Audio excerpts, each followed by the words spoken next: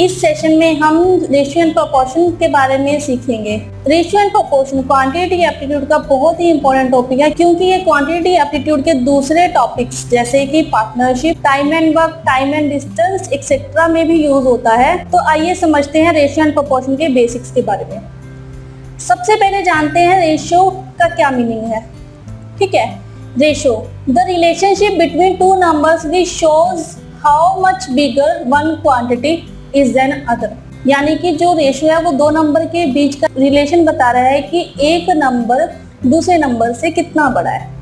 ठीक है, और the comparison of two like terms in its simplest form. और जो रेशियो है वो सिंपलेस्ट फॉर्म में टू लाइक टर्म का कंपैरिजन है। लाइक टर्म्स क्या होती है? जो नेचर में सेम होती हैं, जिनकी जो मेजरमेंट यूनिट है वो सेम हो। जैसे कि फॉर एग्जांपल ए पर्सन का वेट बी पर्सन के वेट के कंपैरिजन में है, यानी कि हम जो ए पर्सन का वेट है वो बी पर्सन के वेट से ही कंपैरिजन कर सकते हैं। ए पर्सन की हाइट बी पर्सन की हाइट से कंपेयर कर सकते हैं, है ना। तो मतलब ये कि जो ए पर्सन का वेट है वो बी पर्सन की हाइट से हम कंपैरिजन नहीं कर सकते। हम जो मेजरमेंट करते हैं वो सेम यूनिट का ही कर सकते हैं। तो सिंपलेस्ट फॉर्म में जो रेशियो है वो टू लाइक्स टर्म का कंपैरिजन है। तो हम रेशियो को जनरली डिनोट करते हैं A/B और A डिवाइड बाई B। जो ये कॉलन है इसको हम बोलते हैं is to। तो A/B यानी कि A/B, और इसको हम इस तरह से लिखते हैं A डिवाइड बाई B। इसको हम एक सिंपल एग्जांपल से समझते हैं। फॉर एग्जांपल टू पर्सन है A और B, हम इनके वेट का कंपैरिजन करें तो फॉर एग्जांपल कि A का वेट है 30 kg और B का वेट है 70 kg। तो अगर हम इनका रेशियो में कंपैरिजन करें, रेशियो का मतलब यही है सिंपलेस्ट फॉर्म में लाइक टर्म को कंपेयर करना है। तो अगर हम इनके रेशियो की बात करें तो रेशियो है 30:70, यानी कि A/B 30:70 या फिर 30 डिवाइड बाई 70। ठीक है, तो अगर हम देखें तो इसका रेशियो है 30:70, लेकिन इसका रेशियो 30:70 नहीं है, हमें इसको सिंपलेस्ट फॉर्म में लिखना है। तो अगर हम इसको सिंप्लीफाई करें तो 0 से 0 कैंसिल, तो 3:7 इनके वेट का रेशियो आया। तो इनके वेट का रेशियो कंपेयर करें तो है 3:7। अब सबसे इंपॉर्टेंट समझने वाली बात यहाँ पर ये है कि जो रेशियो है वो 3:7 आया, यानी कि टोटल पार्ट्स हैं वो 10 है ना। 3 + 7 10, टोटल पार्ट्स 10 हैं और 10 में से 3 पार्ट A के हैं, A के वेट के हैं, और 7 पार्ट B के वेट के हैं। तो क्लियर है ये पॉइंट। ऐसे ही अगर हम कहें कि रेशियो है 5:8, तो टोटल पार्ट्स कितने हुए? 13, 5 + 8 13। तो 13 में से 5 पार्ट A के हैं और 8 पार्ट B के हैं। तो 5 पार्ट A को बिलोंग कर रहा है और 8 पार्ट B को बिलोंग कर रहा है। तो रेशियो यहाँ पे पार्ट्स डिवाइड बाय पार्ट्स। तो हम इस रेशियो से A और B की इंडिविजुअल फ्रैक्शन भी फाइंड आउट कर सकते हैं। वो कैसे? हमें पता है कि टोटल पार्ट्स 10 है। ठीक है, 10 में से 3 पार्ट बिलोंग कर रहा है A को और 7 पार्ट्स बिलोंग कर रहा है B को। तो अगर हम A की इंडिविजुअल फ्रैक्शन देखें, टोटल पार्ट्स है 10, ठीक है, और ऊपर आएगा जो A को बिलोंग कर रहे हैं number of parts, 3 number of parts जो A को बिलोंग कर रहे हैं। इसी तरह B की बात करें तो B का इंडिविजुअल फ्रैक्शन है 7/10, यानी कि parts divide by total parts, parts divide by total parts. तो अगर हमें रेशियो दी हो, टोटल क्वांटिटी दी हो या टोटल पार्ट्स दी हो, तो हम इंडिविजुअल वेट, हाइट, जो भी हमें टर्म्स वहां पर दी हुई है उसको भी फाइंड आउट कर सकते हैं। कैसे कि हमें पता है कि जो टोटल वेट है वो है 100, 30 + 70 100। ठीक है, फॉर एग्जांपल क्वेश्चन में हमें दिया है कि टोटल वेट है 100 kg और रेशियो दी है 3:7।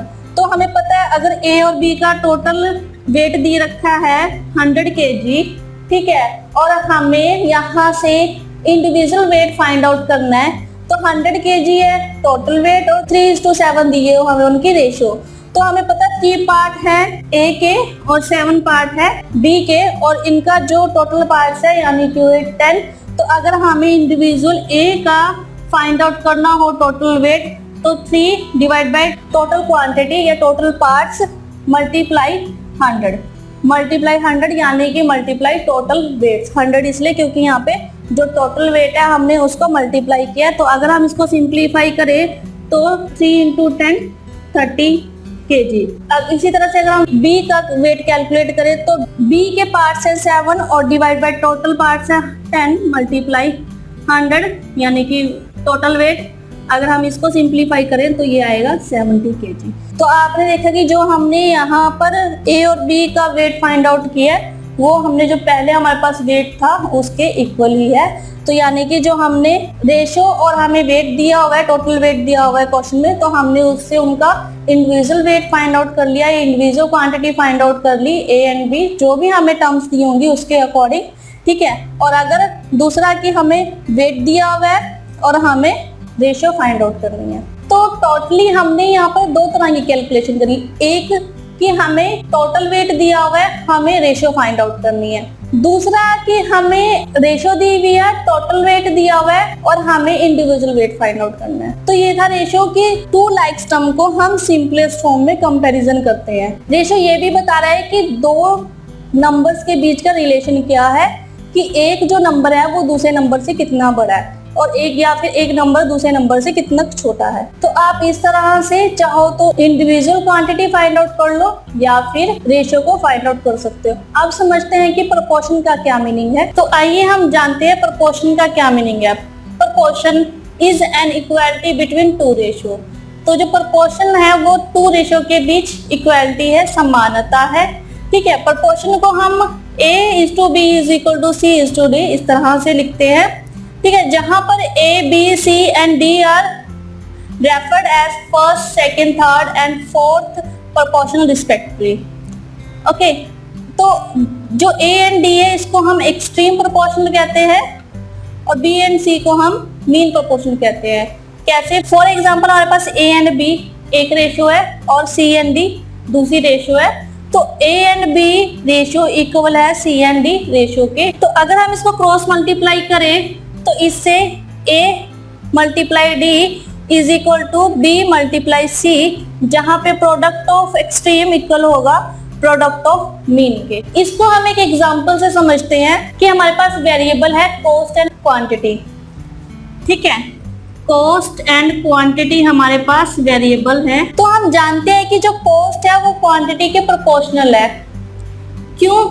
क्योंकि अगर क्वांटिटी इंक्रीज होगी तो कॉस्ट भी इंक्रीज होगी, अगर क्वांटिटी डिक्रीज होगी तो कॉस्ट भी डिक्रीज होगी। तो कॉस्ट क्वांटिटी के प्रोपोर्शनल है। तो हम कह सकते हैं कि ratio of quantity C1/C2 is equal to ratio of quantity और Q1 डिवाइड बाय Q2। तो इसको अगर हम क्रॉस मल्टीप्लाई करें तो इससे हम कह सकते हैं कि C1 multiply Q2 is equal to C2 multiply Q1। तो अगर हमें प्रोपोर्शनल चाहिए तो हमें रेशियो को इक्वल करना होगा। तो इसको हम क्वांटिटी एप्टीट्यूड के और भी टॉपिक्स जैसे कि पार्टनरशिप, टाइम एंड वर्क और टाइम एंड डिस्टेंस एक्सेट्रा बाकी में भी यूज करते हैं। तो आइए हम रेशियो एंड प्रोपोर्शन से रिलेटेड कुछ एग्जांपल्स करते हैं।